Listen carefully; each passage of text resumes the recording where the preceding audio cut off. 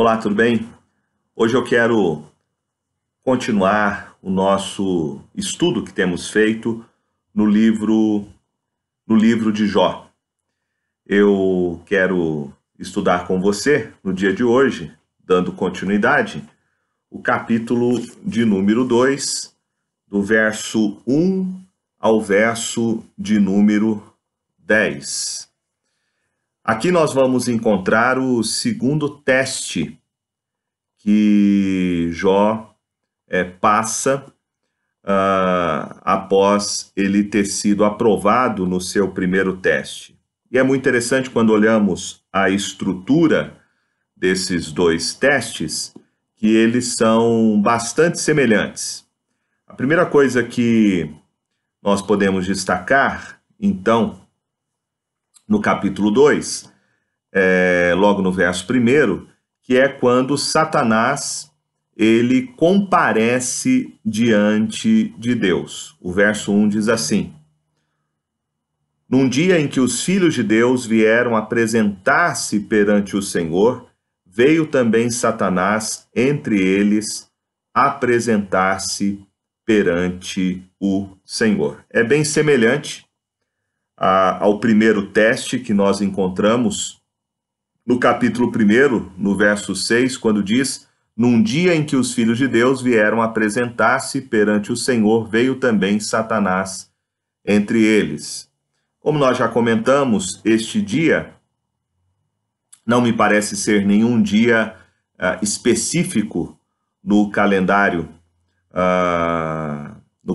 judaico, mas parece que há uma certa regularidade quando tanto os anjos que não caíram, né? Os anjos guardados por Deus em seu estado de santidade, quanto também o texto nos informa que Satanás veio também entre eles apresentar-se perante o Senhor. Isso nos faz entender que parece-nos que os anjos, que são criaturas criadas por Deus, que têm uma função neste mundo, eles precisam comparecer perante Deus para haver alguma prestação de contas, para prestar algum tipo de relatório, para terem que dar contas a Deus do seu trabalho. Isto é interessante porque a palavra que nós temos aqui perante o Senhor, essa expressão que nós temos aqui, que num dia em que os filhos de Deus vieram apresentar-se perante o Senhor, essa expressão era muito usada para se referir aos súditos, aos oficiais que tinham que comparecer diante do rei para prestar contas da sua função, do seu trabalho, da sua atividade. Então parece-nos que os anjos então têm que prestar contas a Deus. E neste momento aqui, nós vamos então ter o debate que ocorre novamente entre Deus e Satanás. É bem interessante observarmos que quem começa o debate, quem começa esse diálogo é Deus. E aí o verso 2 diz assim: Então o Senhor disse a Satanás: De onde vens? Respondeu Satanás ao Senhor e disse: De rodear a terra e passear por ela. Nós encontramos também o mesmo acontecimento no primeiro teste, lá no capítulo 1, no verso 7. A mesma pergunta Deus faz a Satanás também: De onde vens? E Satanás respondeu ao Senhor: De rodear a terra e passear por ela. Mas veja que Deus, então, ele vai chamar a atenção, logo no verso de número 3, para a conduta de Jó. E ele diz assim: perguntou o Senhor a Satanás: observaste o meu servo Jó? Porque ninguém há na terra semelhante a ele, homem íntegro e reto, temente a Deus e que se desvia do mal. Ele conserva a sua integridade, embora me incitasses contra ele para o consumir sem causa. De novo, Deus destacando essas qualidades que ele percebe na vida de Jó em relação aos demais homens da sua geração. Deus destaca que Jó era um homem íntegro, um homem reto e um homem temente, um homem que se desviava do mal. E que mesmo sendo testado como ele foi na primeira vez, em que ele teve os seus bens tomados, em que os seus servos foram mortos e os seus 10 filhos também foram mortos naquela tragédia, Deus ainda diz que Jó conserva a sua integridade. Jó continuou sendo um homem íntegro, né? E a integridade está relacionado ao caráter de Jó, ao fato de Jó ser um homem temente a Deus e Jó se desviar do mal. Ou seja, mesmo sendo provado pela primeira vez, Jó então permanece íntegro, né? Era exatamente o que Deus queria mostrar para Satanás, que Jó era um homem íntegro, de que ele era um homem que era um homem reto, era um homem temente e era um homem que se desviava do mal, Não havia, então, nenhum homem da geração de Jó que fosse semelhante a ele. E Deus diz mais, Deus diz: embora me incitasses contra ele para o consumir sem causa. Ou seja, não havia nenhum motivo, nenhuma razão, Deus diz para Satanás, para que Deus provasse Jó da maneira como ele foi provado. E Deus usa uma palavra aqui interessante, Deus usa a palavra que Satanás o incitou contra ele, né? Incitar significa colocar contra Jó. A palavra incitar também refere-se a impelir, né? A ficar irritado contra uma pessoa. Então Deus está dizendo, não havia razão para você, Satanás, me colocar contra Jó. Não havia razão, não havia nenhum motivo, né? E então Satanás, nós vamos ter aí a terceira característica, após Satanás ser então indagado quanto à sua rotina e sobre a integridade de Jó, logo em seguida, então, você vai encontrar a resposta de Satanás a essa argumentação de Deus, mostrando para o próprio Satanás que Jó era um homem íntegro, era um homem reto, era um homem que se desviava do mal e que, mesmo sendo testado, ele permaneceu na sua integridade. O verso 4, então Satanás respondeu ao Senhor, pele por pele, e tudo quanto o homem tem, dará pela sua vida. Estende, porém, a tua mão, toca-lhe nos ossos e na carne, e verás se não blasfema contra ti na tua face. Disse o Senhor a Satanás, eis que ele está em teu poder, mas poupa-lhe a vida.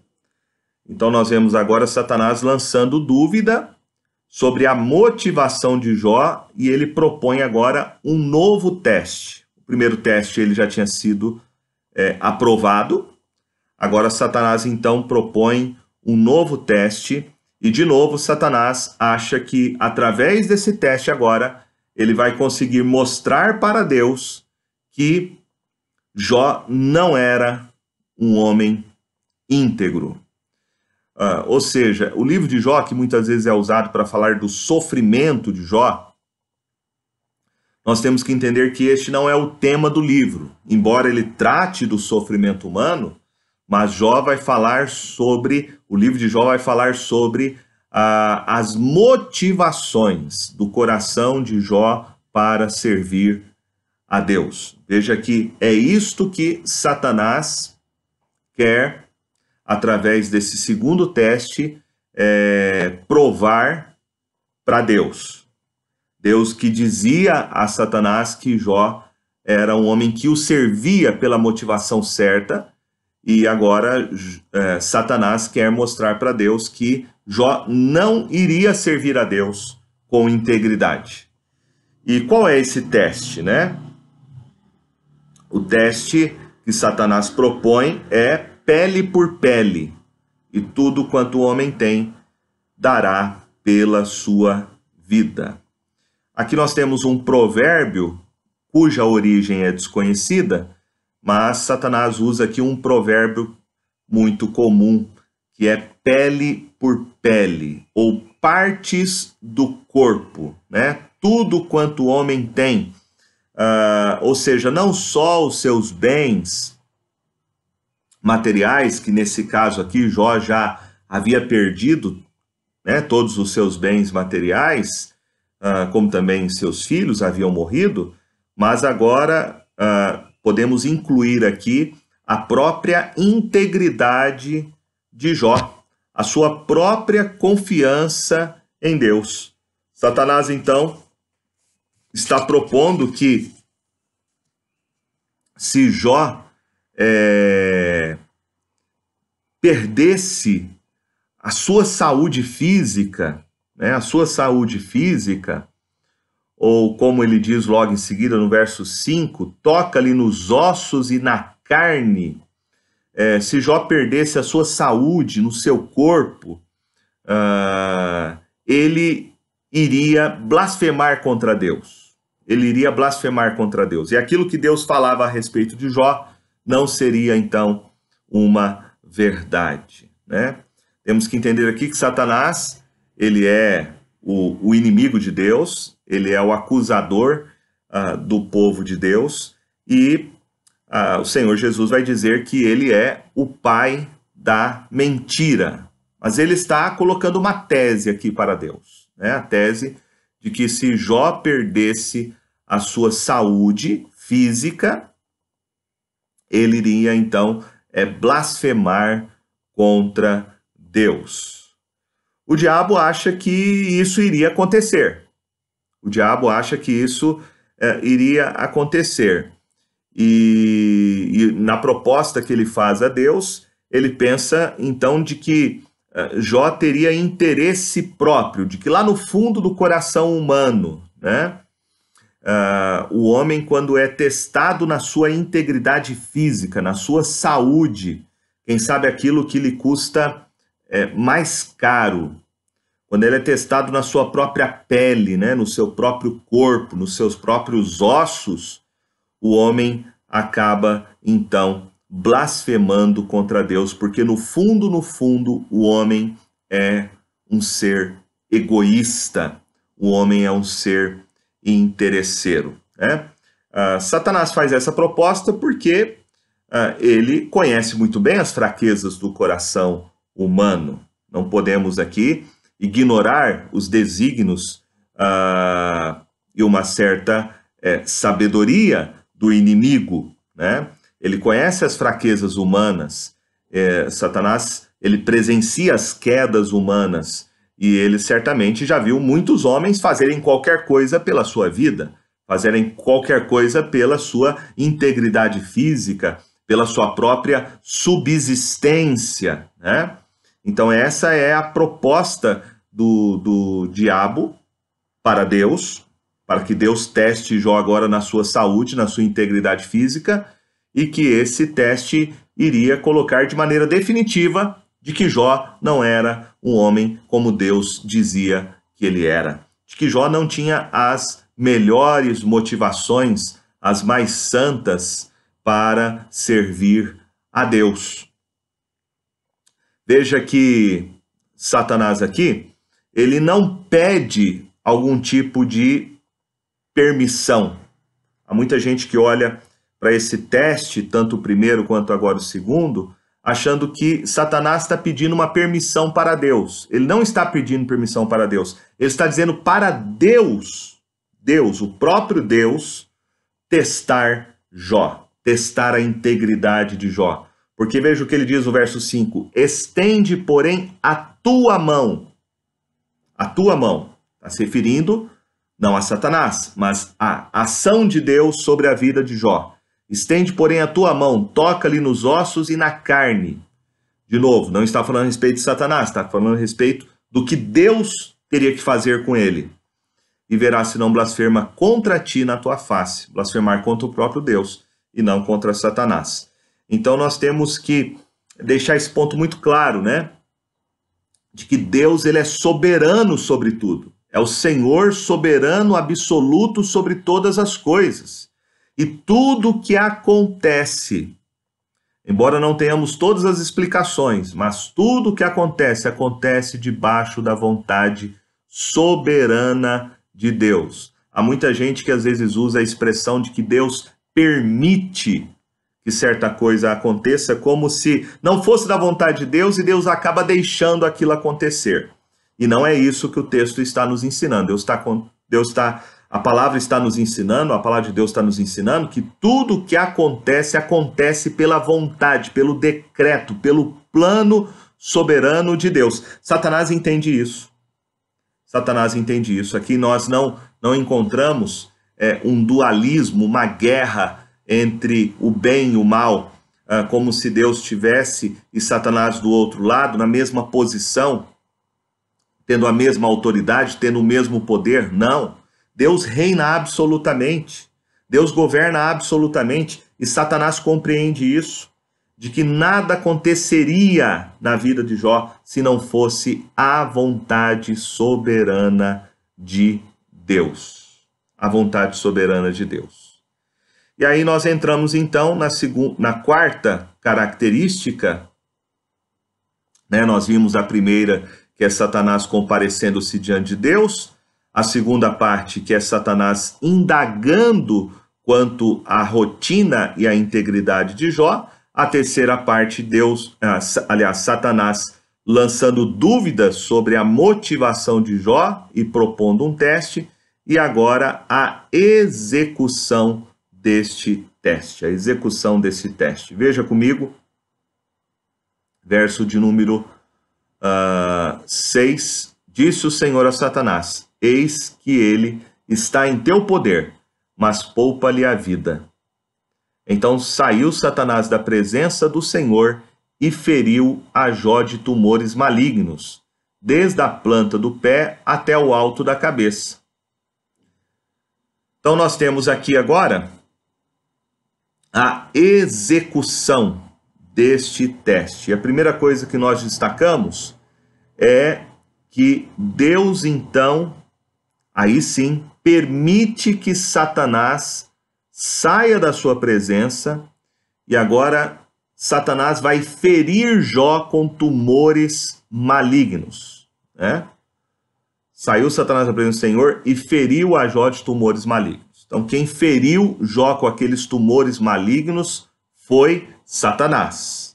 Foi Satanás.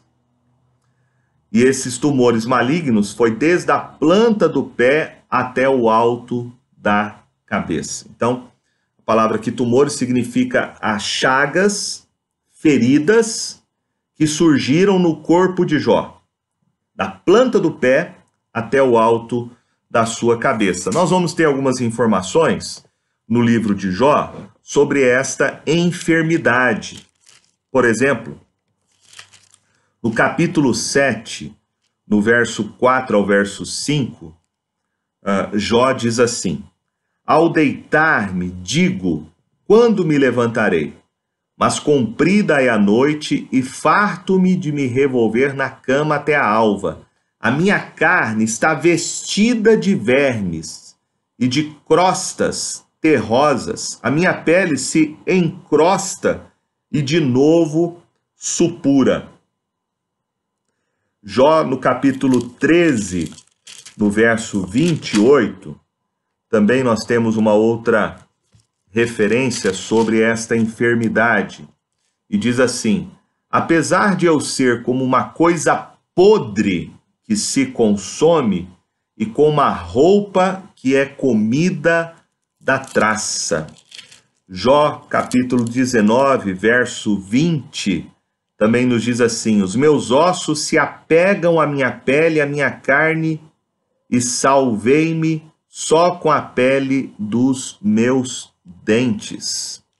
Jó, capítulo 30, verso 17, diz assim: a noite me verruma os ossos e os desloca, e não descansa o mal que me rói. E no capítulo 30, ainda no capítulo 30, verso 30, diz assim: enegrecida se me cai a pele, e os meus ossos queimam em febre. Então veja a descrição dessa enfermidade.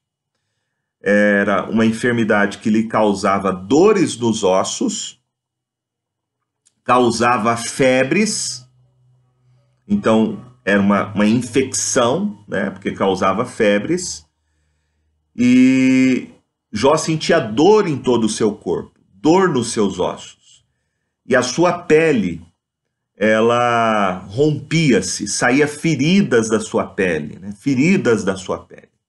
De fato, foi um sofrimento muito grande que Jó passou, uma enfermidade terrível, terrível. Tanto que Jó pensa que ele vai morrer por causa dessa enfermidade. Qual seria essa enfermidade, né? Há muitas especulações. Algumas pessoas acham que poderia ser lepra. Porém, alguns sugerem de que poderia ser uma doença relacionada a um mosquito naquela região, porque era uma doença que acometia as pessoas no Egito também, né?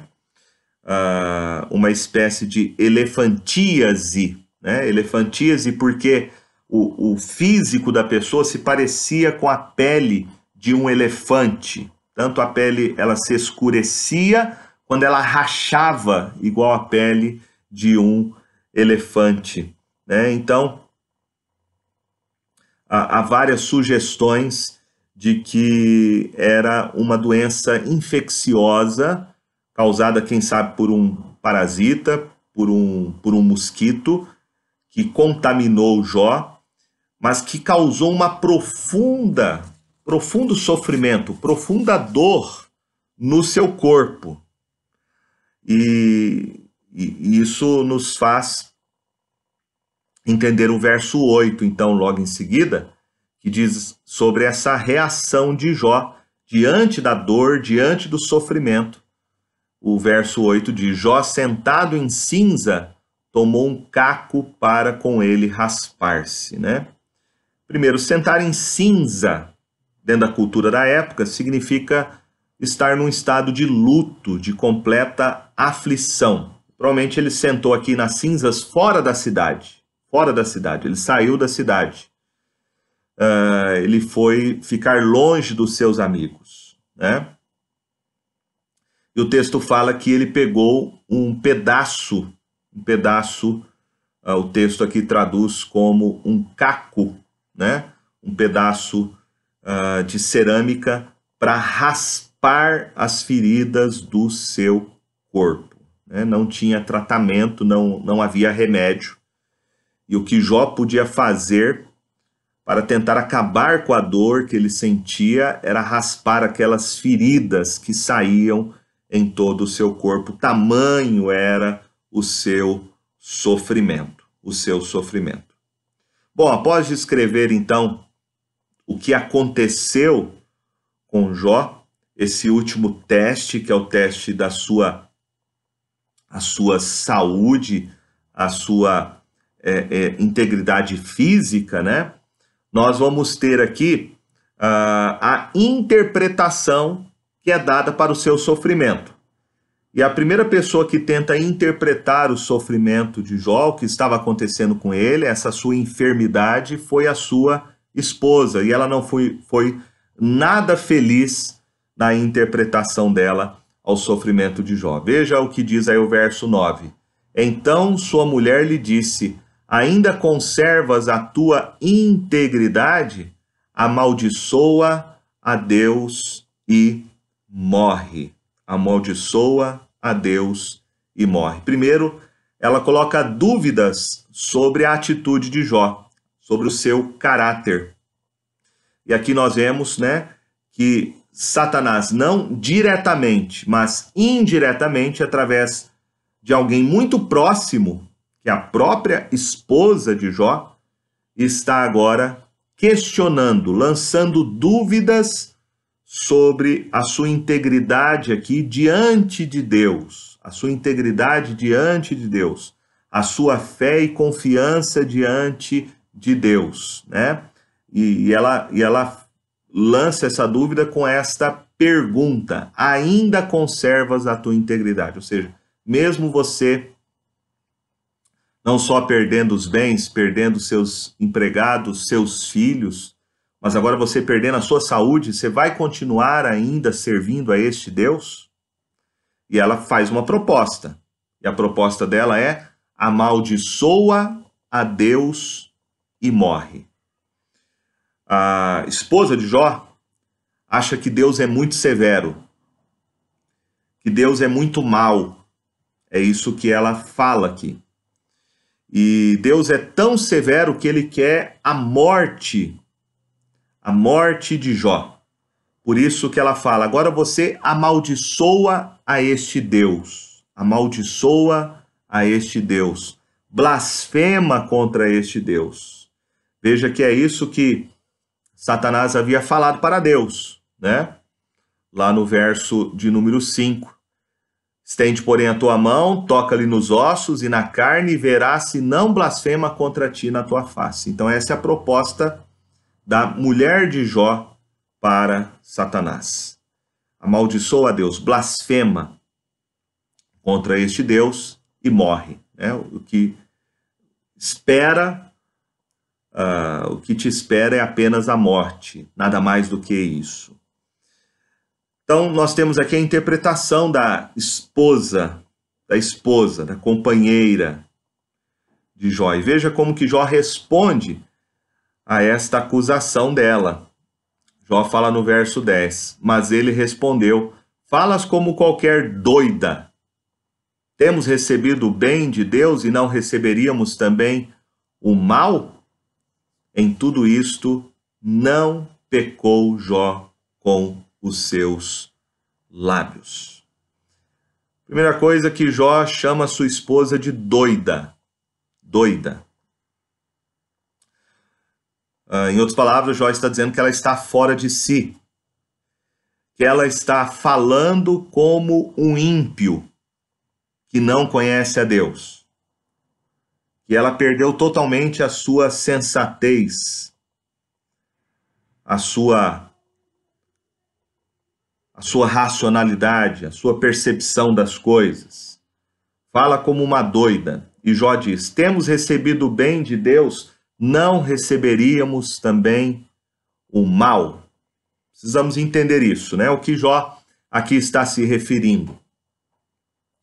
Quando ele fala que ele recebeu o bem de Deus, certamente diz respeito às posses que ele possuía, aos filhos e à sua própria saúde. Ele entende que toda boa dádiva vem do Pai das luzes. Mas ele diz: também não receberíamos de Deus o mal? Não receberíamos também de Deus o mal? O mal aqui se refere a o que exatamente, né? Aqui Jó não está falando do mal moral. Ele não está dizendo que Deus comete algum mal moral, ou seja, que Deus comete alguma injustiça. Não é isto que Jó está dizendo, porque Deus não pode fazer o mal, né? Deus não pode cometer o mal moral, Deus não pode cometer a injustiça, porque Deus é santo e ele é imutável em seu ser e em seu caráter. Mas o mal aqui se refere àquelas adversidades que Jó estava passando na sua vida. O mal aqui se refere ao fato dele ter perdido os seus bens. O mal aqui se refere ao fato dele ter perdido os seus filhos. O mal aqui se refere ao fato dele ter perdido a sua própria saúde. Então Jó entende que Deus é soberano sobre as adversidades da vida humana. Veja que Jó aqui não fala sobre Satanás, que você vê muita gente falando, né? Quando acontece alguma coisa, as pessoas atribuem ao diabo. Isso é uma obra do diabo. Sem dúvida que o diabo está envolvido aqui, como a gente viu que Deus dá uma permissão para que Satanás aflija Jó com aquela enfermidade. Mas Jó entende que Deus é soberano sobre as adversidades humanas. Ele não atribui o que está acontecendo com a sua vida ao diabo. Ao diabo, como você vê muita gente hoje em dia fazendo isso, né? Como se a pobreza é do diabo, a doença é do diabo, né? Então as pessoas atribuem as coisas que acontecem de ruim na vida da gente a uma ação maligna. Volto a dizer, não significa que o diabo não está envolvido nessas coisas, mas o que Jó entende aqui como um servo de Deus, como um homem temente a Deus, é que Deus é soberano, inclusive, sobre as calamidades humanas. Deus é soberano sobre o sofrimento humano. Deus é soberano sobre as perdas humanas. Deus é soberano sobre até mesmo a enfermidade. Jó não diz que aquela enfermidade era do diabo, né? Mas Jó entende que Deus era soberano sobre aquela enfermidade. E o texto termina dizendo: em tudo isto Jó não pecou. Em tudo isto não pecou Jó com os seus lábios. Ele não pecou contra Deus. Ele não pecou contra Deus. Ele passou no teste, né? A motivação de Jó continuou sendo íntegra. Ele continuou sendo um homem reto, um homem justo, um homem que se desviava das armadilhas de Satanás. Ele não blasfemou contra Deus. Eu quero terminar esse nosso estudo fazendo algumas aplicações para nós. A primeira delas é que o diabo ele pode nos tentar em nossas fraquezas humanas. Nós aprendemos isso no texto. Debaixo, evidente, da soberania de Deus, Satanás pode sim nos tentar. E ele conhece as nossas fraquezas, ele conhece a sua fraqueza. E se há uma área da vida humana em que nós somos tentados, é quando nós ficamos doentes, é quando nós ficamos enfermos. Este é o momento em que nós somos colocados de fato contra a parede, né? Em que nós somos duramente tentados a blasfemar contra Deus, tentados à murmuração, tentados ao egoísmo, tentados a pecar com os nossos lábios. Essa é a primeira lição que o texto nos traz, que o diabo pode então nos tentar em nossas fraquezas humanas, né? A segunda coisa que nós aprendemos é que o Senhor é soberano sobre a enfermidade. E este é o entendimento que Jó tem, e o entendimento que nós precisamos ter. Que o Senhor é soberano em todas as coisas, tanto as coisas boas que nos acontecem, quanto as coisas ruins que nos acontecem. Deus é soberano, ele não é o autor do mal, mas ele está no controle, sim, do mal que acontece no mundo. Eu posso não ter todas as explicações e tenho muita dificuldade de entender isso, como que um Deus que é bom, que é santo, ele permite a presença do mal no mundo. Mas por razões que eu desconheço e por propósitos que o meu entendimento das coisas, que é um entendimento limitado, não me dá condições de interpretar todas as experiências da vida, eu preciso compreender que Deus sim tem um propósito em todas as coisas, que Ele tem as suas razões para todas as situações que acontecem neste mundo. E este é o entendimento que Jó teve. Deus é soberano sobre tudo, sobre o bem e sobre o mal, sobre as coisas boas que acontecem com a gente e sobre as adversidades, sobre as calamidades da vida também. Mas por último, e esse eu acho que é o ponto central do texto, nós vemos a motivação de Jó. Motivação de Jó. Mesmo ele passando por essa experiência tão dolorosa, que nós vamos ver logo em seguida, agora os seus amigos tentando interpretar, tentando explicar o sofrimento de Jó e a resposta que Jó vai dar para os seus amigos, nós vemos aqui a motivação de Jó em servir a Deus. Mesmo quando ele perde seus bens, ele continua servindo a Deus. Ele perde seus filhos, ele continua servindo a Deus. E agora ele perde a sua saúde e ele continua servindo a Deus. Eu quero terminar com aquele texto de 2 Coríntios 12, do verso 7 em diante, o apóstolo Paulo contando a sua experiência. E ele diz assim: para que não me ensoberbecesse com a grandeza das revelações, foi-me posto um espinho na carne, mensageiro de Satanás, para me esbofetear, a fim de que não me exalte. Por causa disso, 3 vezes pedi ao Senhor que o afastasse de mim. Então ele me disse: a minha graça te basta, porque o poder se aperfeiçoa na fraqueza. De boa vontade, pois, mais me gloriarei nas fraquezas, para que sobre mim repouse o poder de Cristo.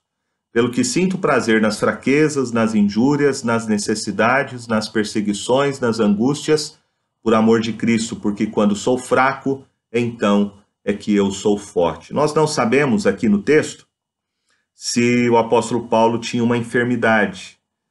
Nós não temos condições de poder responder essa pergunta. O que era o espinho na carne? O que era o espinho na carne? Mas, como Jó, Paulo também entendeu que Deus é soberano sobre tudo que estava acontecendo com ele. E por isso ele fala: foi-me posto um espinho na carne. Quem colocou foi Deus. Deus é soberano. Deus é soberano sobre as adversidades humanas. Deus é soberano sobre as enfermidades humanas. A ideia de um espinho na carne é como uma estaca, né, em que fere a nossa carne. Então isso causava dor em Paulo, certamente na sua carne. E ele diz que foi o mensageiro de Satanás que fez isso, esbofeteando, né, uma linguagem de humilhação, a fim de que ele não se exaltasse, a fim de que Paulo não se tornasse um homem orgulhoso e soberbo. Daqui eu entendo que Deus tem um propósito no sofrimento humano, no sofrimento físico, na enfermidade. Deus tem um propósito em todas as coisas e situações. A oração de Paulo era que Deus afastasse dele aquele espinho.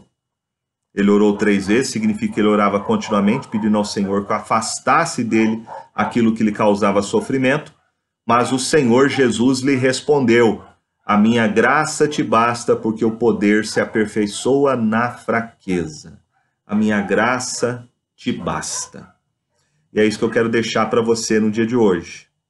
Quando nós confiamos no Senhor Jesus, temos Ele conosco.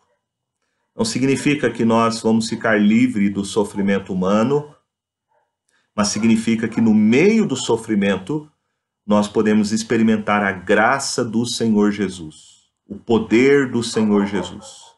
Quando de fato nos humilhamos, como diz Paulo, quando nos sentimos fracos, então nós somos fortes. E fortes aqui por causa da presença de Jesus, da graça dele, que nos fortalece em meio ao nosso sofrimento humano. Por isso eu quero dizer para você, quem sabe você que está passando por algum momento assim na sua vida, alguma enfermidade, foi diagnosticado com alguma doença, a graça de Jesus é suficiente para você. Busque a Cristo Jesus. É Jesus que vai te fortalecer. Jesus que vai fortalecer a sua fé. Deus tem algum propósito na sua vida. Eu sempre digo que nós não devemos ficar perguntando para Deus o porquê. Veja que não é esta a reação de Jó, primeiramente, né? Mas Deus tinha um propósito na vida de Jó. E Jó então entende a soberania de Deus. E mesmo assim ele não blasfema contra Deus. Então coloque sua confiança no Senhor Jesus. Coloque sua confiança nele. Creia de que em Cristo Jesus você tem a graça suficiente, o poder suficiente para passar por esta situação, para enfrentar a enfermidade, a dor da alma. Cristo nos consola em meio à dor, em meio à enfermidade. E a graça dele nos basta. Para você experimentar o poder de Jesus, você não precisa ficar livre do sofrimento humano, livre das dificuldades, livre das adversidades. Não. Em meio à dor, em meio à adversidade, você pode experimentar o poder e a graça suficiente do Senhor Jesus. Que Deus assim abençoe você com essa palavra no dia de hoje, encorajando você, consolando o seu coração e fortalecendo a sua fé em Cristo Jesus.